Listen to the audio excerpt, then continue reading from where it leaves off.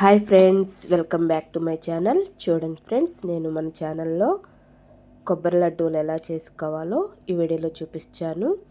చాలా చక్కగా పర్ఫెక్ట్గా మనం ఇంట్లోనే కొబ్బరి బెల్లంతో, పచ్చి కొబ్బరి బెల్లంతో అయితే కొబ్బరి లడ్డూలు చాలా సింపుల్గా ఇంట్లోనే చేసుకోవచ్చు.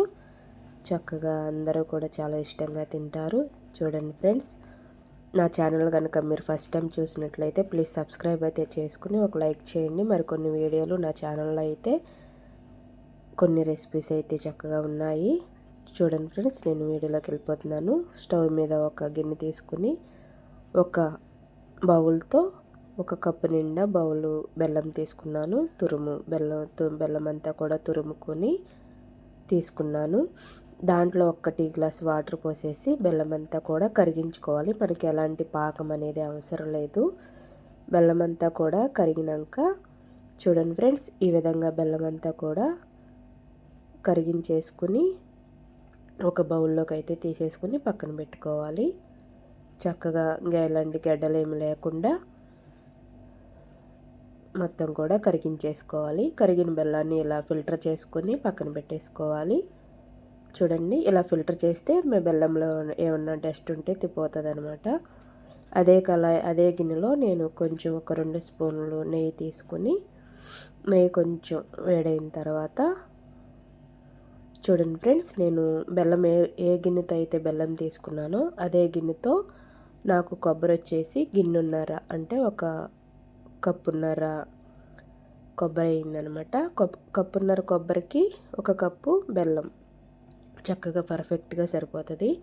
కొబ్బరి అంతా కూడా మంట లో ఫ్లేమ్లో పెట్టుకుని ఆ నెయ్యిలో చక్కగా కలర్ మారే వరకు వేయించుకుని మంట లో ఫ్లేమ్లో పెట్టుకుని కొబ్బరి అంతా కూడా చక్కగా వేయితే మనకి లేత కొబ్బరి అయితే ఇంకా మంచి టేస్ట్ ఉంటుంది. ముందుగా కరిగించి పెట్టుకున్న బెల్లం ఇలా మొత్తం కూడా వేసేసి చక్కగా మనకి పాకం అంతా కూడా ఉండకొచ్చే వరకు కూడా కొబ్బరి అనేది బెల్లంలో వేయించుకోవాలి. చూడండి, బెల్లం అంతా కలిసే వరకు ఈ విధంగా చక్కగా మొత్తం కూడా కలుపుకోవాలి. మంట లో ఫ్లేమ్లోనే పెట్టి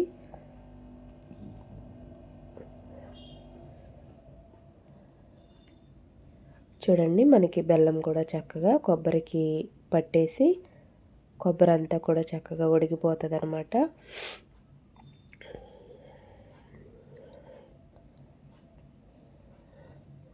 మంట అనేది హైలో పెడితే, మీడియంలో కానీ పెట్టినట్టయితే మనకి కొబ్బరి అనేది మాడు వాసన వచ్చేస్తుందండి. అలా మాడు వాసన రాకుండా చక్కగా మంట లో ఫ్లేమ్లో పెట్టుకొని చూడండి, కలర్ కూడా చేంజ్ అవుతుంది. కలర్ అంతా కూడా బెల్లం అంతా కూడా కొబ్బరికి పట్టేసి చక్కగా పర్ఫెక్ట్గా లడ్డు చుట్టుకునే విధంగా వచ్చే వరకు కూడా మంట లో ఫ్లేమ్లో పెట్టుకుని ఉడికించుకోవాలి. చూడండి ఫ్రెండ్స్, పర్ఫెక్ట్గా అయితే వచ్చేసింది. లడ్డూకి అయితే మనం చెక్ చేసుకుందాము ఒకసారి.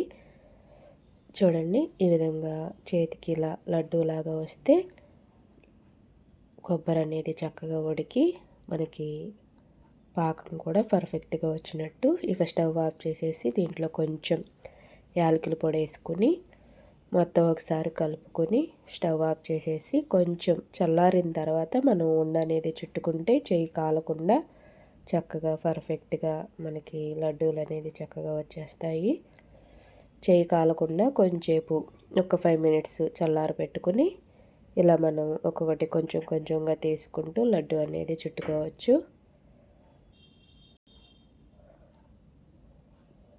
చూడండి, లడ్డు చక్కగా వస్తుంది. ఇలా మనకి చేతికి కాలకుండా రౌండ్గా చక్కగా లడ్డు అనేది పర్ఫెక్ట్గా వచ్చేసింది. చూడండి, ఈ విధంగా ఒక్కొక్కటి చుట్టేసుకుని మొత్తం కూడా ఇలా పర్ఫెక్ట్గా చేసుకోవటమేనండి. ఇంతేనండి, చాలా సింపుల్గా ఉంటుంది. ఓకేనండి, ఈ వీడియో కనుక మీకు నచ్చితే నా ఛానల్ కనుక ఫస్ట్ టైం చూసినట్లయితే ప్లీజ్ సబ్స్క్రైబ్ అయితే చేసుకుని ఒక లైక్ చేయండి ఫ్రెండ్స్. మీరు ఒక లైక్ చేయటం వల్ల నా వీడియోస్ మరి కొంతమందికి షేర్ అవుతూ ఉంటాయి. ఓకేనండి, ఇలా పర్ఫెక్ట్గా నేను ఒక 2 కొబ్బరికాయలకి చక్కగా ఇన్నైతే వచ్చాయి. ఓకేనండి, thank you for watching. Bye bye.